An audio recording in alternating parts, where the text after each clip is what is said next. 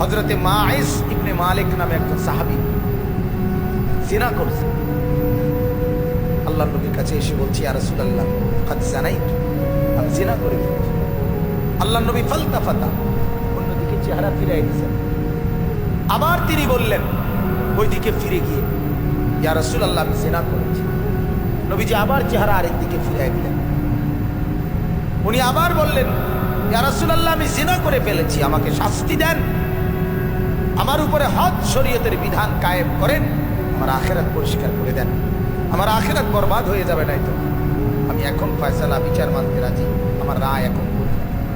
আল্লাহর নবী সাল্লাল্লাহু আলাইহি সাল্লাম তিনবারের পরে সাহাবীদেরকে বললেন, খোঁজ নাও সত্যি কিনা।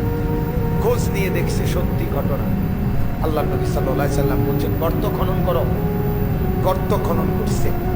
ওই সাহাবীকে গর্তের মাঝখানে কোমর পর্যন্ত দাঁড় করাইয়া বাকি সাহাবীদেরকে বলছে তাকে পাথর মেরে হত্যা করো। মুসলিম শরীফের হাদিস, একেবারে বিশুদ্ধ হাদিস। যখন পাথর মেরে হত্যা করছে, তখন পাথরের আঘাতের কারণে ওনার শরীর থেকে রক্তের ছিটা একজন সাহাবীর গায়ে আয়সা লাগছে। ওই সাহাবী তখন একটু বিরক্ত হয়েছে।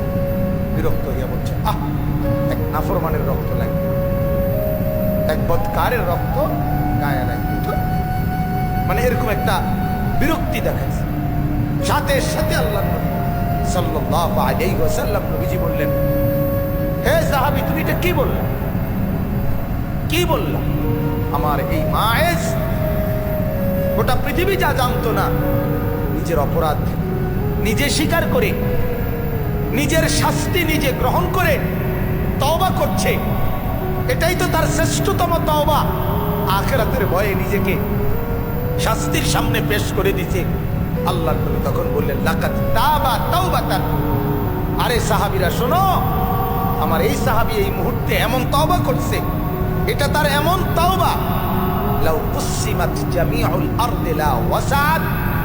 যদি তার এই তওবা বাইটা বন্টন করে পৃথিবীর সমস্ত নাফরমানের গুনার মোকাবেলায় তার তওবা যদি বন্টন করে, আল্লাহ তাআলা সবাই মাফ করে দেন। তার তওবা এত ভারী, কারণ সে তো নিজের অপরাধ নিজে কি করছে, স্বীকার